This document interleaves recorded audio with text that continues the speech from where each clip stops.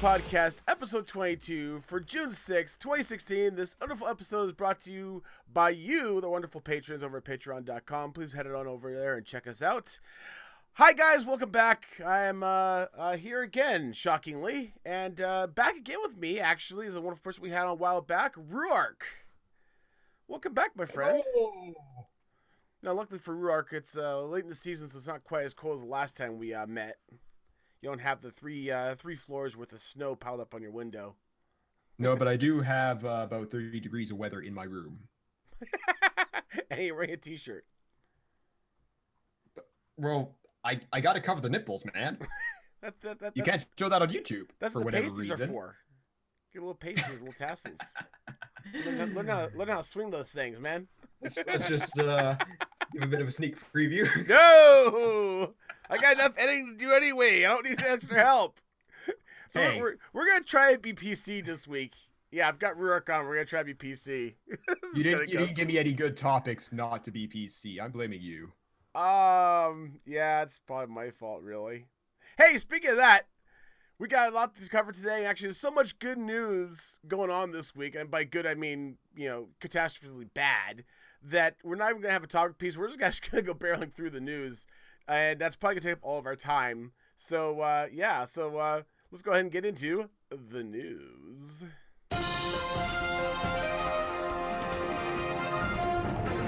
Okay.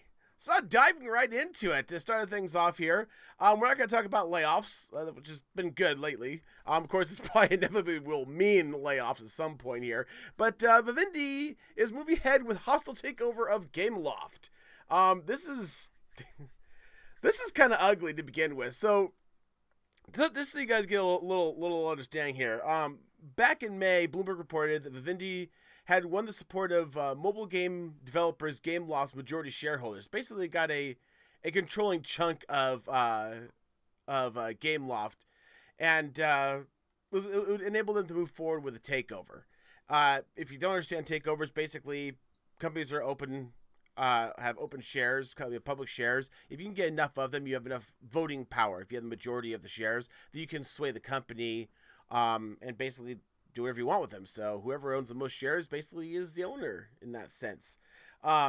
So this is kind of sad. Michael, what was it? Guillemont? I don't know. I can't spell his name. Don't even try. Michael, who is the chief executive officer of the mobile developer Gameloft, is expected to resign from his position after the company's shareholders backed the hostile takeover bid from French media conglomerate Vivendi. So basically, Michael, along with his brother, were kind of the founders of Gameloft, and he's basically not happy about this whole situation.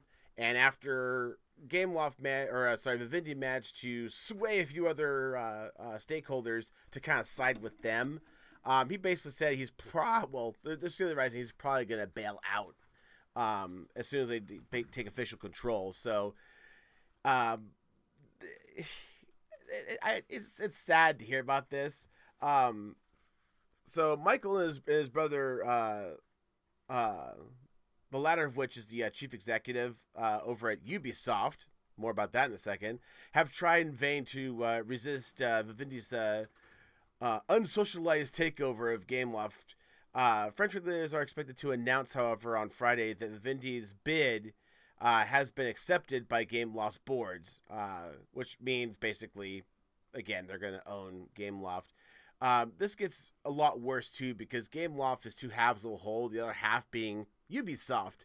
And with basically Vivendi owning Gameloft lock, stock, and barrel, that gives them controlling assets, a good chunk of assets into Ubisoft. So that could be the next 18%. Yeah, and that's where things get really ugly too, because the brothers currently have 15% controlling stock, and this will basically give Vivendi 18%. So it's not a controlling stake in Ubisoft, but it's more than the brothers have. So these are two guys that basically have founded and run these two companies and are going to basically get forcibly ousted. So, yikes! It's a bit scary, but when you consider where Vivendi has come from, he was actually one of the primary owners of Activision Blizzard back in the day. And look at what good has come of it so far. Maybe not directly from him, but potential is there for sure. Yeah, like they sold their controlling stock in Activision Blizzard and went off and started sucking up these other companies. I'm not really sure where all this is going to go, what's going to happen. I don't know what Vivendi's history is. So he has stated that he has no intention of going after Ubisoft, though, which interesting. Yeah, I think that sometimes they tend to kind of truncate their statements. Said, I believe in that. They might miss that at this moment part. First deal with the whole I'm going to absorb one of your companies thing, and then worry about absorbing the other. Well, it is what it is. It could be worse. I could be getting death threats. Yeah, No Man's Sky developer has gotten death threats. Yeah, go figure that simply delaying the release of their game by less than 2 months. No Man's Sky. It looks like a neat game. It does look real good. It's pretty. It's very pretty game. It looks like there's rockets racing down a corridor about to blow up as they hit something because they can't fly. Oh, come on now! Have you not seen any of the video from that game? I'm trying to give a Zisto interpretation here. Where... Dude, stick to your badge impression. You do better at it. I got no potato chips here. But it's set to release in June of 2016. It's been pushed back to August 9th for North America, which isn't too much of a deal. It is a pretty huge game as well, so... Why? It looks fun, and just the fact that there actually are death threats. And here's the comical side of it is Sean Murray, who's the co-founder of Hello Games, in a tweet said, and I quote, "I have received loads of death threats this week, but don't worry, Hello Games now looks like the house from Home Alone. Pound pillow fort." He then later follows up with, "Tell me when it's safe to remove the marbles and oil from the stairs. It's getting really cumbersome and I need to use the toilet." So he's being very lighthearted about this, which is, granted, is a good thing. Honestly, truly, on a serious note, death threats are a bad thing, and the fact that this guy is kind of disarming the situation by having a lighthearted humor to that is fine. And these are pretty much baseless death threats. So much so that it goes beyond just the developers getting death threats for saying their game is delayed, but for the love of God, a reporter reporting that the game is going to be delayed for a couple of months is getting death threats. What the hell? Seriously? Well, some people just hate the news. Okay, this goes right along the line with the whole "don't kill the messenger." Literally, if they're death threats, don't kill the don't threaten to kill the messenger. Come on now, that's just not nice. That's just wooed. That's very, very wooed. But nonetheless, this whole article they go into about the death threat, and the death threat that came from this bleacher crasher or breach crasher, whatever it is. Very not nice things being said, and definitely appropriate. And this reporter did actually report this person's handle, and Twitter did, after a delay, respond and ban the account. Now, we all know how that works. You can ban the account, but it's just going to come back again if they really care. But seriously, as a parent of children that are like under 10 years old, parents, please stop letting your kids get Twitter accounts, because this is what they do.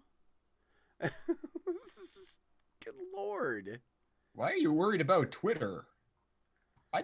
I'd worry more about the rest of the internet.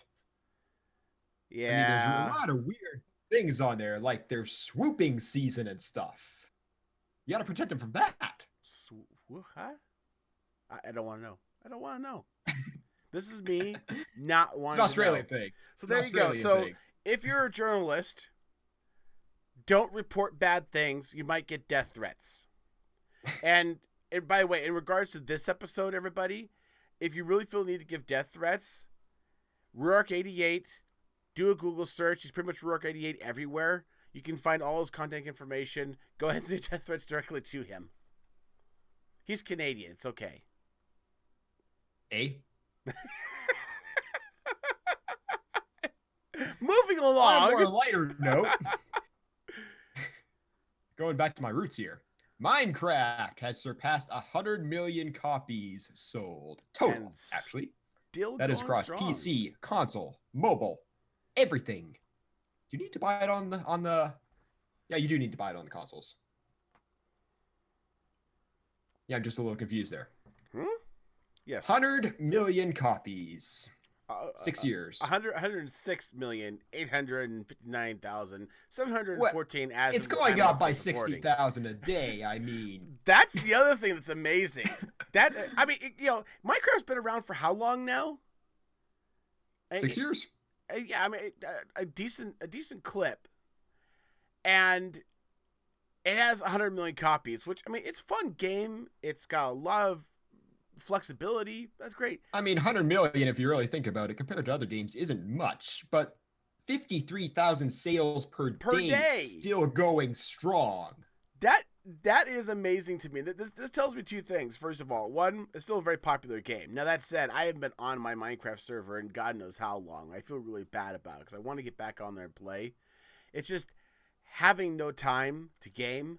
Minecraft is the thing. I would have to log onto our server and actually spend probably a good hour looking at all the random ass crap that I slapped together for that temporary space that I have, just to remember how the hell it all works and what it's all for.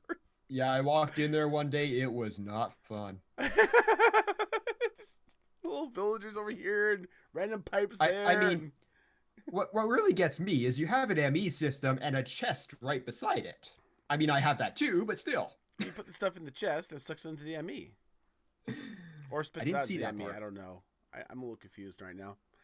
Yeah, anyway, been on there forever. You can't remember. Exactly, it's a problem. But nonetheless, it's a monumental feat, and this definitely shows that Microsoft did not buy a waning platform or anything like that. They knew what they were doing. They knew what they were doing. They done it right. So well, the other thing, a lot of the console editions have just been released recently, so everyone's wanting to get their hands on those as well. Yeah.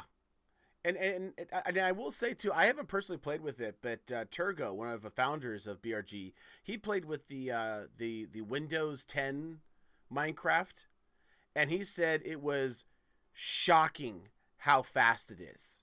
Because this is you also got to keep in mind the Windows 10 edition only has a build limit of 128. Okay, but nonetheless, it's the big difference is it's not written in Java. It's actually written in C++, C++, whatever the current hotness is. I'm not a programmer. I apologize. But he said, like I was on comms with him. He says, "Okay, I'm going to randomly generate a brand new world. Here I go and enter and rup." I mean, literally, it was that fast. Like, I mean, we all know Java's a slug. We know that, but still. They can almost emulate you walk through a portal and instantly you're in the nether. Yeah. It is almost that fast. So, and I just saw another news piece that I happened to see. They're actually adding pistons and other basics to it already. So it's starting to catch up. Already done. So yeah. I'm kind of feeling like it might be fun to rev up like a vanilla, specifically Windows 10 vanilla server type environment just to play with for BRG maybe. I mean, I played it when it first came out, and I can't play Touch Minecraft, but the keyboard and mouse controls just had some issues where Touch Minecraft they weren't registering properly. We actually sat there and like tap on the screen and move around. Yeah, I don't know how those people do it. That's bizarre. Like even on a phone. I mean, look at the size of this thing. Yeah, I played Minecraft on that. I played Pocket a little bit, but I mean, I come from like I was on Minecraft as soon as it was a downloadable client. It was it's on sale for $10, just a little bit longer before it goes up, and I got it right back then. I just mobile felt very gimped. So yeah, nonetheless. But yeah, so I mean, you see the little infograph they have here. It's really neat to see just how many copies have been sold, where those copies are from, and so on. Some neat little demographics on that. I think it's pretty cool, and I honestly, it's funny because I've had so many friends of mine that look at it and go, "It's so blocky, it's so, cheap animation." It's like, yeah, but it's not about the pretty, it's about the function. This is one of those things. It's a get her done, not a look pretty thing, Well, that's debatable with the recent updates. We won't go into that because that'll take forever. Yeah, that's a whole other thing. But hey, on a different note, when it comes to other kind of impressive figures, so to speak, I ain't talking about ladies here. Overwatch, and just over its first week, 7 million players. 1 week, people. 1 week. Take the Minecraft math. It's more than the 53,000. I mean, that's pretty damn impressive. I have to say, and this is definitely one of the most popular games that wasn't even out yet, kind of things. I've watched a lot of video. I'm honestly seriously considering actually dropping $40 to actually pick up this game. It is well worth it. Oh, do you have it? Oh yeah, I played in the beta as well. Well, there you go. But yeah, I watched a lot of the gameplay videos just to get familiar with what it looks like, what it does. I watched the cute little cinematics they have, and that was fun. But yeah, it's kind of impressive when 1 week goes by, and you have 7 million people picking up copies. I think it's more impressive actually that Blizzard was able to anticipate that and allocate enough servers for said players. Yeah, absolutely. And this is, you don't see that with any other company. Yeah. And again, this is as of May 24th when it went live. And they also post additional things like 119 million hours logged on this game already. Dear God. I mean, that is pretty much insane. Of course, then again, there could be a reason, Rue, why they're actually selling so many copies. Yeah. With all new games that come out, you got to get the people who try to cheat. Try to what? Try to cheat. Cheat. I thought it's sheet. Cheat. I thought you're not Scottish. Yeah, the Blizzard has definitely put their money where their mouth is on this one, haven't they? So far, 1,572. I mean, nothing to that 7 million, but 1,572 players have been named, shamed, and shown the back door. And oh boy, does that count as PC? Does that count as PC? You know, double entendre. No, but I love They're being hit by serial bans even after buying new copies. Now, this is really impressive, actually. This is both impressive and kind of creepy, to be honest with you. A little bit. People are making new Battle.net accounts, getting new serial copies of Overwatch, and not cheating. And in less than a day, they are found and blocked again. Now, to be fair, when Blizzard first talked about this before the release of this game, they said, and to near as quote as I can, players caught cheating will be banned. Not accounts will be banned. The players will be banned. Mm-hmm. And we're talking about... this is how far they've gone. One such person, on his fourth attempt, purged his PC, changed hard drives, changed his MAC address, meaning he replaced his whole motherboard. Or used a different video card or LAN card. Yeah, he could have done that as well. Changed the BIOS date so it emulates a whole new motherboard. And was going through a VPN to hide his network. Still managed to get blocked. Still nailed to the wall. Now, when they say purge their PC, I'm not exactly I don't even see how he got that. I don't even see how he got the... Well, okay, so in light of that, though, we're talking about a situation where somebody said they purged their PC. Now, that said, unless you're going to... I mean, we're talking about purging. Unless you, literally reformatted Windows and did a fresh install, you can't be guaranteed that everything's gone. For all you know, there's some registry key hidden somewhere in some random place.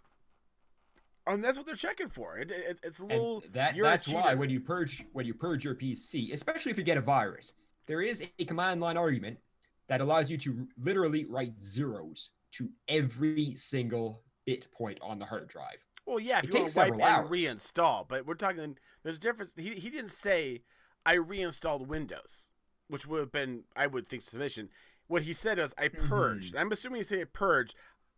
I would uninstall Overwatch, uninstall the Blizzard launcher. Windows also sees it as a whole new motherboard. Well, yeah, but he specifically lined out that he changed the hardware or the hardware IDs and all of that. But when you say purged your OS, that tells me that instead of actually reinstalling Windows, he probably went through, like I said, uninstalled the program, uninstalled the installer, maybe went through all of the program folders, maybe even was smart enough to look for DLLs, things like that. But not a lot of people understand regedit and going into the registry and actually looking for H keys. So, FYI, worst system ever implemented. Nonetheless, but this again, this goes back to the whole thing with Blizzard. They committed to saying cheaters will be dealt with and dealt with harshly with perma-ban. This isn't like, oh wow, I bought an account and now I'm banned from Overwatch for a week. No, I mean you are suckered and done. And this is a person who bought, count them, 4 copies at minimum $40 a pop and can't use any of them. Which, by the way, to that point, if anybody is like on eBay or Craigslist selling a copy of Overwatch, probably not a good idea to buy it. Just saying. It's probably one that's been blocked. And that gets tagged to your account, and then all kinds of things happen. Just bad. Bad. But, you know, despite all that, even with Overwatch only being up for a week and having all these cheaters for good being banned, there's actually one person who's actually hit level 100. I just hit level 30 the other day. Just pro tip. And Rourke has no life. I did 4 days of streaming at release. Did you sleep in between? Well, they did too. It's only about 10 hours a day. That actually is about what it rolled out to. Yeah, I actually did the math on that. That's they showed a total of 92 hours logged, which rolled out to about 10 hours a day of play, solid for this first week of Overwatch being out. So, yeah, I don't know. I mean, do I be impressed or do I feel kind of sad for this person who obviously had no girlfriend, no life? Well, you could be a little impressed because you actually get more XP for the better you play. As well as if you're in a group with someone, not just random people, you also get more XP there. So he'd have to be with good friends. Yeah, really take advantage of it. Friends. Yeah, well, you know, of course, there's also that whole thing of we don't have any good friends, we just have BRG. And we're about the most disorganized clucks you've ever seen. Yeah, I was waiting for work for like 4 hours before we got here. No! I messaged you all kinds of ways. Blame it on the tech, man. Blame it on the tech. I'm telling you. Yeah, the tech. The tech. Tech didn't beep.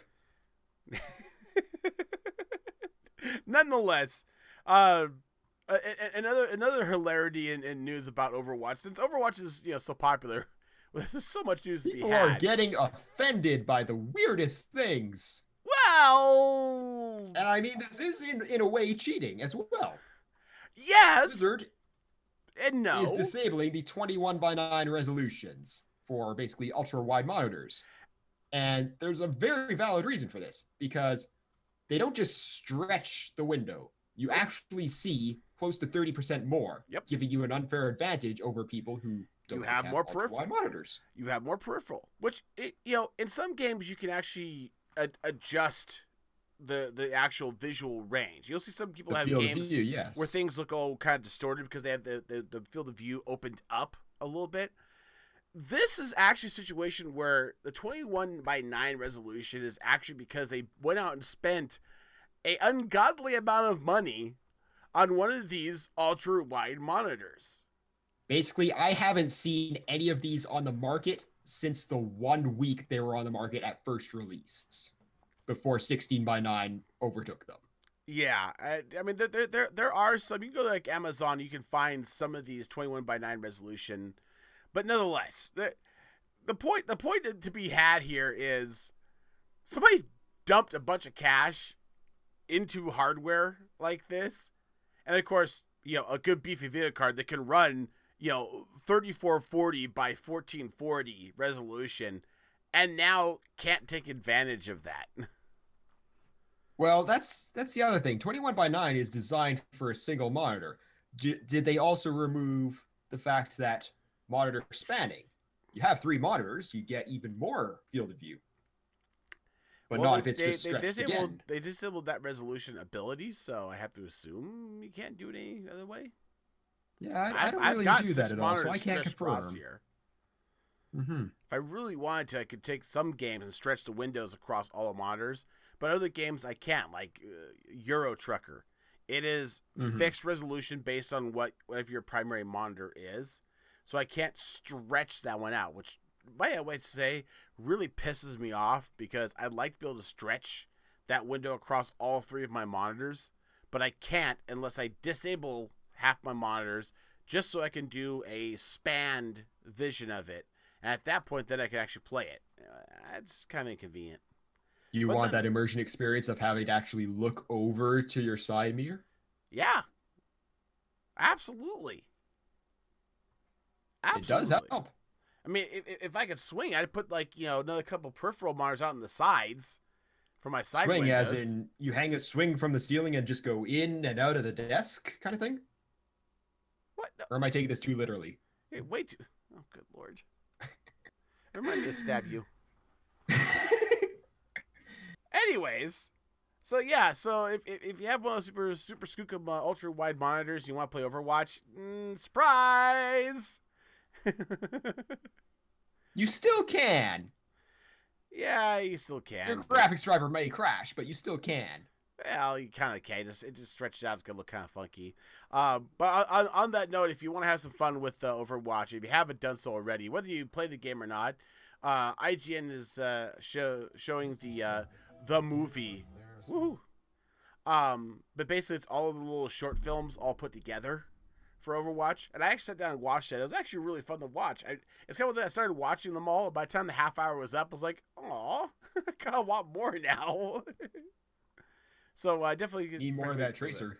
Huh? Need more of that Tracer. Yeah, I guess she's okay. Of course, that's sad. I saw some Overwatch cosplay. Wow, there are some really good cosplay there. Yikes! Anyways, well, I mean, just look at the game itself. They're so realistic. Yeah. Well, you missed the opportunity to join us for the whole, butt pose conversation. Don't worry. I got that victory pose. I'm good. You do that victory pose yourself? Can I see? No. The truth is he's actually not wearing pants today. Anyways. No. Moving on. Of course, we're running long yet again. Yep. Tell me about EA has removed gender boundaries from The Sims 4, which is kind of hard to believe because you could have like a woman and a woman go at it in the bed. But I've seen it until like Sims 3. But they've taken it a step further. You can now get any clothes on any character, any hairstyles on any character. Basically, any female option you can have on a male, and any male option you can have on a female. You can even go so far as to say which ones can have babies.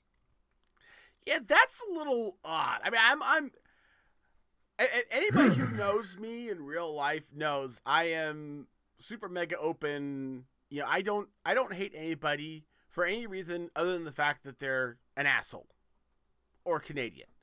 But beyond that, I don't hate anybody. That's racist. No, it's Canadianist. Specifically.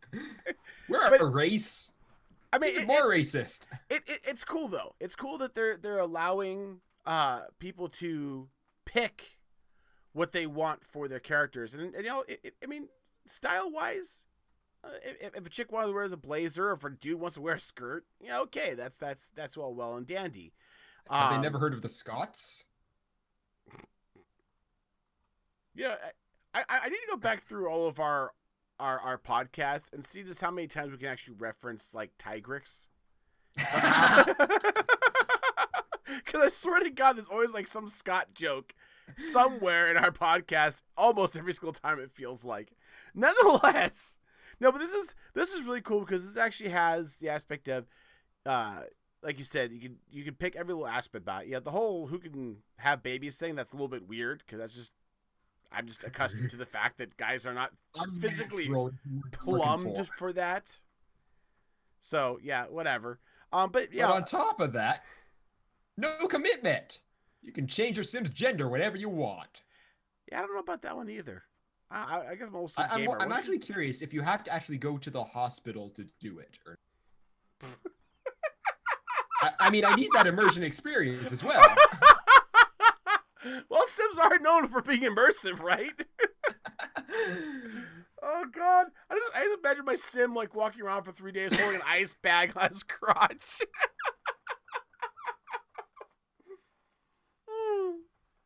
Now I got it too. Holy shit snacks.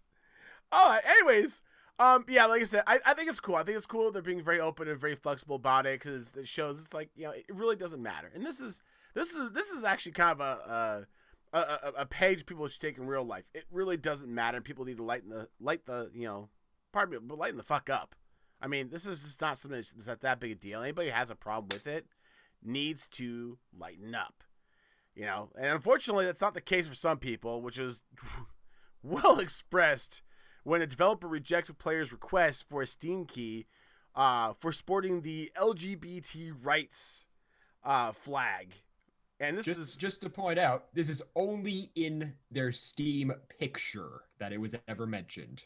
Yeah, this is really cool. So to give you a little background here, there's Operation what the hell is the name of the stupid thing again?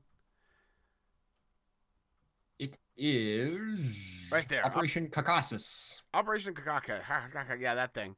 Anyways, developers Dream Games is the developer, and basically in a conversation, a person had asked, "Hey, can I get a key, please?" And they're handing out keys for people, and the reply they got was not necessarily what you expect. I guess a no, we're out, sorry, no. What they got was, we're not supporting LGBT, please just beep off. That's like, okay. And as you can see right here, there's no reference conversation like, hey, to help support LGBT, can you please give us a key? It was somebody that happens to have their icon is a picture of, I'm assuming, the person with the rainbow color over their picture. That's it. Maybe they just like unicorns and rainbows and things like that. I don't know. But nevertheless, there was actually a lot more conversation that ensued beyond that was not exactly terribly polite.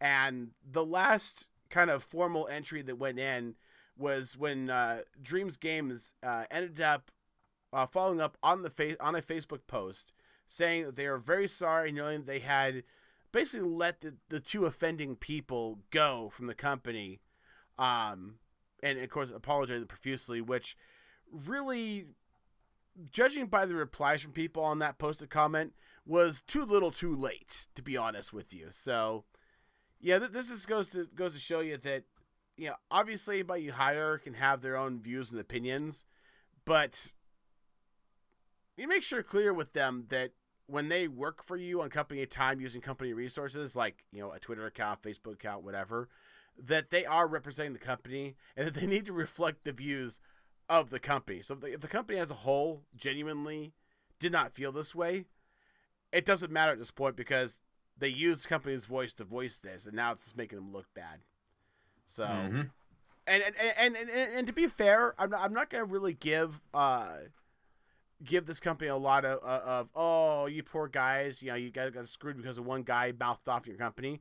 This is a company that this game actually tried to come out before, and it came out on Steam at $9, for a full game when it was a little more than a demo. So basically, they're trying to pawn off a full game or a demo as a full game at $9 a pop. It then dropped to $1 and then mysteriously got pulled from Steam. Allegedly, because they didn't know how the Steam publishing system worked. Yeah, supposedly it was a mistake. Yeah. I see the button. It says this. I think it does this, but in actuality, it go buy my game for this price. Go, do it now. Speaking of Steam, you have a Steam account, right? GOG or GOG. GOG. Goge. I'm just gonna find creative ways of saying this. JOG. The service, much like Steam, they sell games to clients with update features. Mm-hmm. It's exactly like Steam.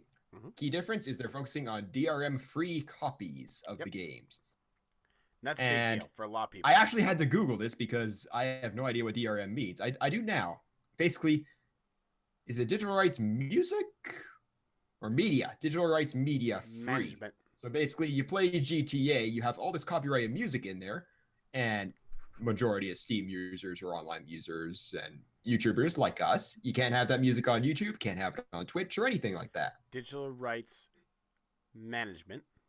So yeah, still don't know. And it actually goes further than that because in the case of GOG versus like Steam and all those, this is a company that steers away from games that say, you have to be online so we can prove this is a real copy, and you have to be connected so that we can verify that you're not a pirate and all that stuff.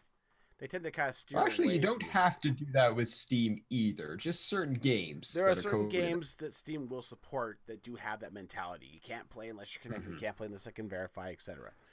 GOG tends to stay away from that. But back to point. Which is... I can't really tell. I got a giant sun focused on that part of my screen right now. The fact is GOG is actually offering to give you free, un-DRM'd copies of games you already have in your Steam library. Now, this does come with an asterisk. It is a caveat. There is a thin list, which I'll show right here on the screen, of games. But basically, for these games here, if you happen to already own a copy of these games through Steam, you can link your Steam account to your GOG account, and they will sync up and then provide you with the un-DRM'd copies through GOG for these games. Now, the other thing about GOG's kind of cool is they do have a client that's like Steam that will help manage your games, and as Rourke pointed out, do auto updates, etc. But you don't have to use that. You can just download the games independently and call them done. So GOG tends to be kind of the... I don't know if this is the right way to really describe it per se, but you've got the big name games, and then they have the indie games. So Steam is kind of the big name game provider, and GOG is kind of the indie provider for games. Not providing indie games, but just the underdog. So this is kind of their way to get people interested in GOG, and I think I don't know. I mean, I'm not sure. I think the fact that you aren't forced to update is the main selling factor. You're not forced to update. You're not tied to things. You don't have to deal with DRM, because you look at games like 7 Days to Die, for example. It was updating on a completely unknown basis. But meanwhile, every update, you had to restart your world because they weren't compatible. Mm-hmm. And you were forced to update every single time. Yep. Yeah, in this case, some of the games do need that, and that's kind of fact of life. But the GOG is a lot more... The GOGs are a lot more flexible in that regard, which is kind of cool. So I give them props for that. This may be a good thing for them. I'm not sure what their take is on costs. I don't know how much they normally make on games of this nature being sold, or how much they're giving to the game persons, or if they have a deal with these people to say, hey, listen, if they've already paid for your game, they shouldn't have to pay for your game again to get it through us. And maybe these select people have said, you're absolutely right, and so they don't have to pay out every single time you get a copy of this. I don't know. In any case, this may help GOG kind of climb the ranks a little bit and become more of a competitor with Steam. Steam annoys me in some ways, more or less is because of the constant updates that Steam does for the Steam client. But I don't have any real issues with Steam directly. But I'm always game to have somebody, come up and be a good competitor because it keeps things competitive. Which keyword means, good. Well, yes, definitely. Nonetheless, we are running long here. We actually have a meeting to get to tonight. So, to speed things along here, real quickly, Nielsen Games account for 10% of gaming leisure time. For gamers. Well, for gamers. But then they actually said in here that a large chunk of people consider themselves gamers. So I'm not really sure what they're classing as gamers, but this I find interesting because 10%. Do I have a deck of cards here? Can I just shuffle them and call myself a gamer? Well, how much? Okay. Out of a day's time or a week's time, what is your percentage of time that you're gaming? Well, since I'm not working, I would honestly say close to 35%. And I consider myself a gamer, but I've been so busy with life and the podcast that I'm barely getting a 1% in. I mean, I literally might get an hour or two in a week at most if I'm lucky.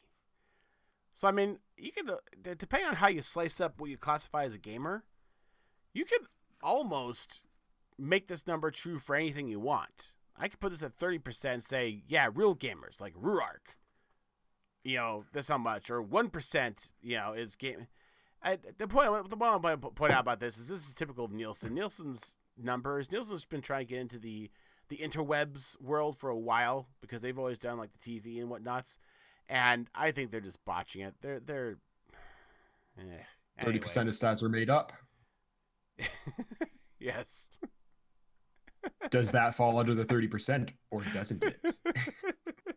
Anyways, I want to take a quick break here, guys, and talk about Crimson Rose. Crimson Rose is a really good guy. Does a lot of gaming. He's part of the Ball Rocket Gaming Group. You'll also know him from Minus the Rumors podcast. We've had him on here once already, and I hope to have him on here again soon. I'd like to get him on here for the post E3 shenanigans, if at all possible. I'm trying to work with him on that. Crimson Rose is an active person on YouTube, and he does a lot of stuff. He has done a lot of things in the past, including vlogs as well. As you can see here, he's doing Winecraft or Winecraft, whatever you want to call it. Most recently, he's been playing Pixel Piracy. Fun little game. If you haven't seen that or played it, definitely encourage you to check that game out. And since you're going to check the game out, head on over to Crimson Rose and actually check his channel out and see what he does on there. He's a real laid-back, chill kind of guy, and he's really, really fun to watch. So, again, if you get a chance, youtube.com/CrimsonRose77, and you can go over and check out his stuff.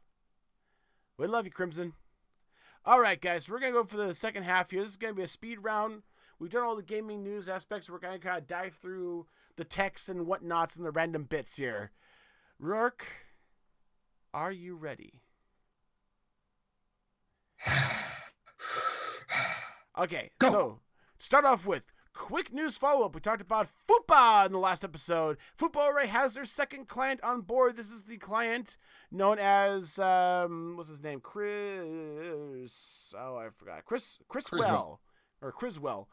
This guy does a YouTube channel. It basically is he's a movie director, film type person, buff, and he loves to talk about different elements, be it a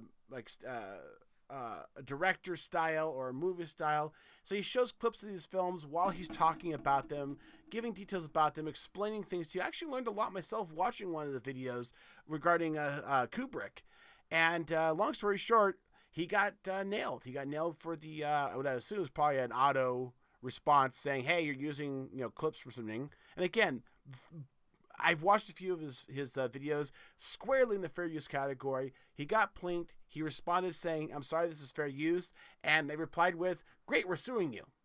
So he has been picked up by FUPA, and he will be represented with that funding to go after the situation. So I think this is honestly less the confusion about fair use and more protecting whoever owns rights to the contents, protecting their reputation. I think because even though this is just some random person stating his own free to share opinion, it could still affect their reputation. I think what this is in proper legal terms is there being a bunch of fuckwads, but God, I can say I know 2-0, I 2-0, I know 2-0. I know, but this just angers me to no end. And the thing that really kills me about it too is this is a whack against him for a video he put up about Kubrick's work. And if you actually watch the video on his second channel that he created, he actually praises Kubrick. So I mean, it's just like, good lord. Anyways, moving on into tech tidbits. Microsoft is working with Dell, HP, HTC, and Intel to bring, you guessed it, Windows holographic, not the HoloLens. The holographic interface and platform beyond the HoloLens. And I did not know this. The HoloLens runs on is no longer going to be limited to only the HoloLens. This is really neat too, because it's not even just a limitation of like Microsoft branded HoloLens. The actual holographic platform is actually an AR and VR platform that anybody is going to be able to build hardware for. So the wonders of APIs. Yeah. So, I mean, basically for people who don't know, things like the Oculus and the HTC Vive, there was two important elements there that had to be built together, which was the hardware and the software interface for it. Microsoft is now building basically the software side of it and saying anybody can build the hardware to these specs. This is, and again, people who are, into the details of it, don't slap me for this, but for simplification, this is equivalent of like having DirectX for graphics, but for VR. So, take that wherever you want. I'm not sure it works quite that way. Like I think being able to run DirectX on a Mac would be better. Or buy a real computer to play games. Just saying. Anyways, other hardware. Speaking of computers, Ruark was salivating about this one. Yes. So Asus launches their record-breaking ROG Rampage 5 Edition 10 motherboard. I call it the Skittles machine. Yeah, look at that board. It really kind of is. So, to give you the quick down on the stats here, this thing is a motherboard based on the Intel's X99 chipset, has 8 DIMM slots supporting up to 128 gigs of RAM DDR4 at 3,333. Just for the record. For those who don't understand, that is the absolute most you can overclock DDR4 RAM. Yeah, basically it's saying you can just pound the pedal and tack it out. It's gonna have 4 PCI Express slots, 3.0 and 2.0 at X16, so you can run up to 4-way SLI or Crossfire setups. That's all 4 operating at X16 mode. Yeah, that's impressive in itself. Big fat pipes. In addition to that, it's got 10 SATA, 6 gigabit ports, both an M2 and a U2 connection for PCIe based SSDs, which are even faster than SSDs over a SATA, because SATA is actually a slower standard than PCIe. Close to 10 times faster, if not more. Yeah, now, of course, I'm speculating on this, but if you run like an M2, then you're not going to be able to run all 4 video cards at full resolution, because it's going to be sharing that same bandwidth. Yeah, because that needs the SATA bandwidth there. Oh boy.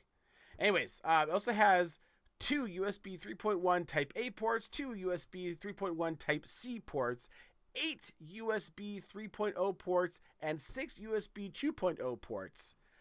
And just to top everything else off, it also has onboard 802.11 AC Wi-Fi with external 3-wire antenna. For they didn't say this on here, but I'm assuming they have 3. If they have a 3 antenna setup, it's probably for MIMO.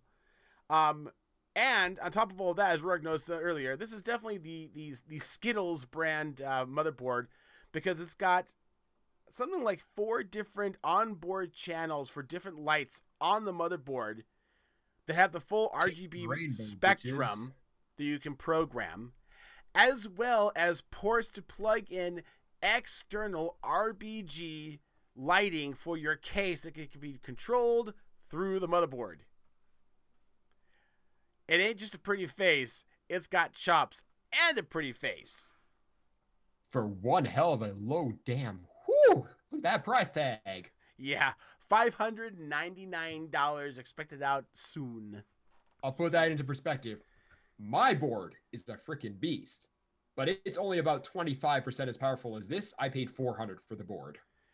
I see boards for like $300. I'm like gulping at the obnoxious price. It's kind of insane. Anyways, moving on. Digital Storm crams 10 that's 10 core CPU and a 1080, a GTX 1080 inside a what? An all-in-one. Those who don't know what an all-in-one is, basically, actually, I'm just gonna go over here for a moment. All-in-one is like that big. That's how big it is. Then to be fair, it's neat. You got a 34-inch monitor, and that is that ultra wide? That's got to be ultra wide. It is. Right? It is. Don't bother playing Overwatch. It's starting out at a Core i5 6500 processor. That's starting out. I'm really starting out with a Gigabyte Z170N. Now, this is where it gets interesting. Mm-hmm. Oh, no, wait. That's the last topic. Never mind. Z170N Gaming 5 motherboard. 16 gigs of DDR4 RAM. Only a 2666, which is... It's still overclocked. That is still overclocked. Yep. Starts with a 1 terabyte hard drive. Well, that's just standard. And starts with a GTX 960. And again, this is in an all-in-one. But it's a 960, man. Have you seen the size of a 960? That's I still have a dual two of them. card. I have two of them in my computer. That's still a dual slot card, and they fit it in an all-in-one. Two things stand out to me. Well, three things. One, i5. Meh. Okay. Two. That's the starting. 1 terabyte HDD. Not SSD. HD, that's a spinning disk hard drive. That's the 3-second to couple minute boot up. Not even a solid state hard disk drive. Not even a hybrid. Again, this is the base model. Yeah.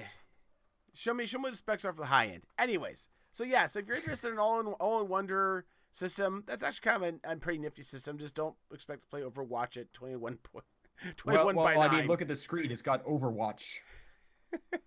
Anyways, false advertising. AMD is to reveal. Whoa! I hate IGN. I hate IGN for their autoplay videos, just for the record. Anyways, AMD is to release a $200 VR-ready graphics card. This thing is actually pretty impressive, and I have a little more respect for AMD. I used to be a huge AMD/ATI fan back in the day, rooted for the underdogs. Then they just kind of fell out of favor because they just weren't worth it. This may change the game a bit. This new card is basically on par with NVIDIA's 1070 graphics card. That is to be expected. $100 less. That's to be expected because the difference between NVIDIA and AMD is simple. NVIDIA actually focuses on a true all-around gaming experience, whereas AMD just take the 3D engine, take that out, take all the other gaming aspects out, and just pack raw power in this card. $200, VR ready capacity, and competitive capacity at that. We're talking about really good abilities for this. So keep an eye out for that. It's only about 16% short. Yeah. Hey, stepping away from tech, talk about media for a minute here. What you got for me, Rue? I don't know. I think it's you talking about Han Solo. Oh, yeah. That Han Solo You shoot first, mate. You shoot first. It's being shot in January. Who shoots first? I don't know.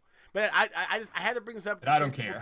I didn't know about this. So I'm very happy to hear about this. So yeah, if you're wondering what Disney was going to do with owning Star Wars, I think we're seeing it pretty clearly now. We had the seventh movie of the saga. We have the Rogue One coming out, and now we're going to start shooting on the Han Solo film. This is Disney kicking into high gear to make all they can off of this purchase. And I have a feeling this is going to make them a lot of money. And for the record, will it allow them to make money on the next project as well? Will they fall short, or will they pull through again? Find out in 2018. No kidding. You know what else is going to make a buku amount of money? SpongeBob. Whoever's making SpongeBob. SpongeBob the musical. SpongeBob, actually. SpongeBob the live-action musical. Was there really a difference between, like, what is live action? Real people on a stage? It's just an extra tag added to I don't care. Ruark wanted me to put this one in, so I put it in for him, okay? He's very excited about this. He's going to drive down to Chicago from Canada just to see this. You. I don't know. No? I stick with watching SpongeBob on my TV.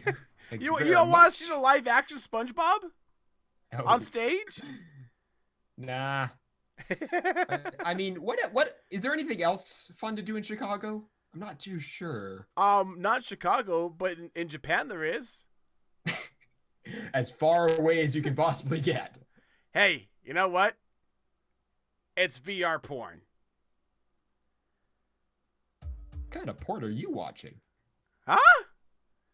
VR porn, baby. Come on. Do you not read the show notes before we start? No. I thought we were still talking about SpongeBob here. I'm a little disturbed. No, see, that was called a segue. Try to keep up, Brew. Adult VR.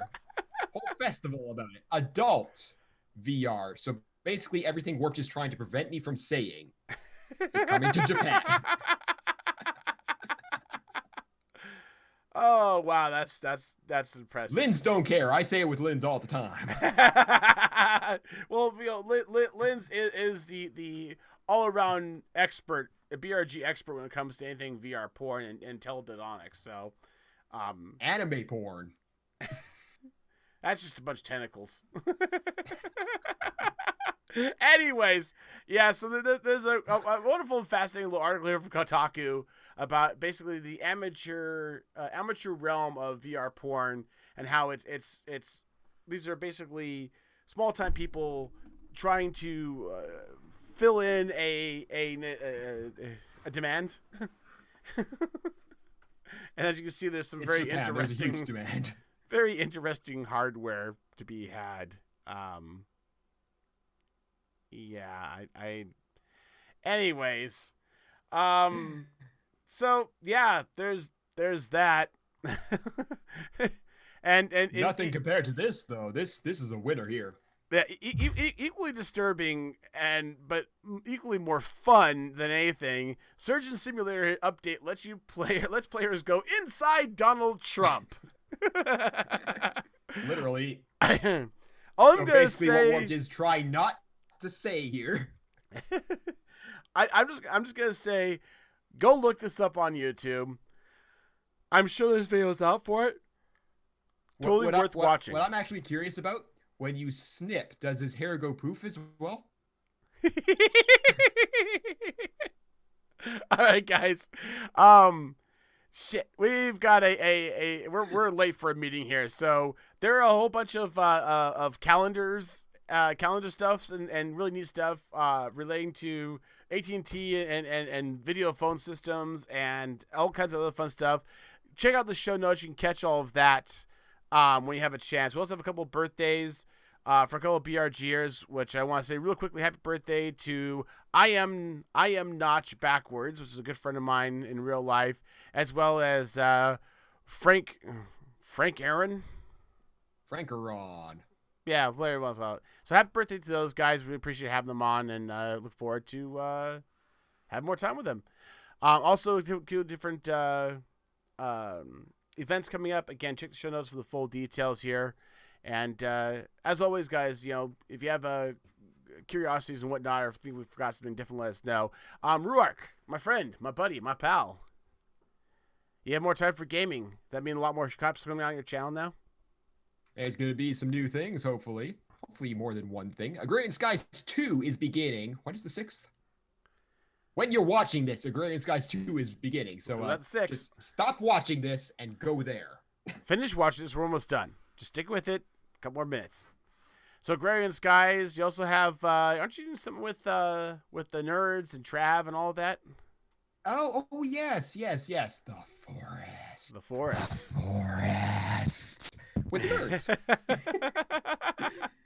That is hopefully coming next weekend. That is going to be starting there. It's going to be Trav and Ruark and the nerds. It's going to be hilarity that's ensuing, I'm sure. And again, this is one of the new things coming out with BRG is BRG miniseries, which is going to be short run games, themes, things like that. So look forward to that. Anything else going on with you, Ru? Last night I finally started working on my Minecraft CTM map, and I can't. Unfortunately, I can't show me the development yet because there's a really cheeky secret I put in right at the start. I'm still working right at the start. Well, we shall look forward to that. All right, my friend. Well, good to know. We'll keep tabs on it. Guys, head over there. Go to YouTube. Look for Rourke88. You'll find him there. He has got a metric crap ton of content. You won't even be able to keep up with it all. I sure as hell can't. I'm approaching 2,000 videos. Good Lord. And 400 subs, 400 plus subs. Yeah. I remember when you broke 100. That was quite a while ago. And your botched fireworks. But anyways, hey guys, you know where my channel's at. You know what I'm doing. Again, there is more stuff that will come out when I have time. Just a matter of having the time. It's all sitting here waiting for me. I just gotta get it edited. So definitely check out Warp Jester Gaming on YouTube. And of course, Bottle Rocket. As you can see right here, has one little splash screen. We have a new site coming in just a few days, actually. So definitely check us out. We are a great bunch of people. We love hanging out, doing stuff, doing collaborations, having fun, doing events. You name it, we do it. We are a collective of creative people. Everything from doing content like Ruark and myself to music to other things like that. I definitely encourage you to head over to ballrockgaming.com. Inappropriate adult content. Huh? To inappropriate adult content. Oh, yeah. Yeah, some of it gets kind of crazy. And, of course, you can find a lot of that on our wonderful YouTube channel at youtube.com/ballrockgaming, where you can find not only this, but also Dude Color's weekly rundown of what all of us are doing. So you want to get the kind of highlights of what Ruark's been up to, or the videos I finally got around to getting up, you can certainly go there. And, as always, we have a wonderful Patreon. Again, a lot of the stuff we pay for the basic coverage. We cover, as a founder, I help cover the operational costs, but we're looking for extra money that we can use for fun events, things like unboxings, etc. So if you guys can pitch in $1, it's always a huge help. Even if it's only one time, we appreciate it. We really do thank you. And one other thing, I don't always say this, but I do want to kind of emphasize this because I rarely have a chance to say it. We appreciate the follow. We appreciate the likes. We appreciate the comments on our YouTube channel. So if you have the ability to, if you really do appreciate the content we're doing, please leave a comment. Please leave a like. And, of course, subscribe. Always find out what's coming up and when it's coming up. We really appreciate it. So that's it for now. We're running late. We got to get going here. Guys, thank you very much. Ruark, thank you so much, man, for jumping in and saving my bacon here for this week. I really appreciate it. 4 hours I waited to do this. Yeah. Hey, guys, next week we're going to have Kirok from Project Singulator on with us. So I'll be looking forward to that. I don't know what the topic's going to be, but I'm sure it's going to be interesting in some way or another. So we'll look forward to that, and we'll see you next time. Bye. Bye.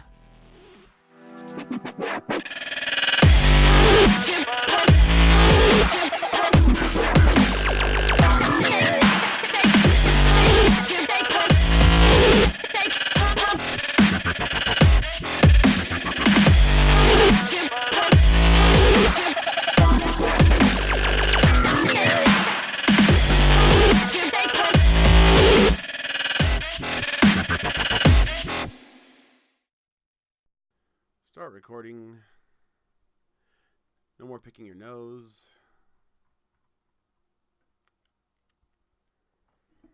1 second.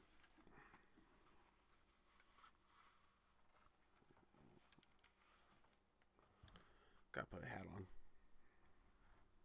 Plain Jane hat today, but hey. All right. Episode 22, June 6th. Patreon. Rebecca's guest. I think I've got this ready to go. All right. And in 3, 2. God damn it. In 3, 2. This is the BRG Podcast, episode 22 for June 6, 2016. I am your host. God damn it. Fucking blew it again. I was so close that time, too. In 3, 2. This is the episode. Fuck. I better see this at the end of the episode. In 3, 2. This is the BRG episode. Fuck, Beans. Now you're just fucking me up. In 3, 2. This is the BRG Podcast, episode 22 for June 6th, 2020. Fuck me. Yeah, I got it in one take last week. Just roll with it, guy.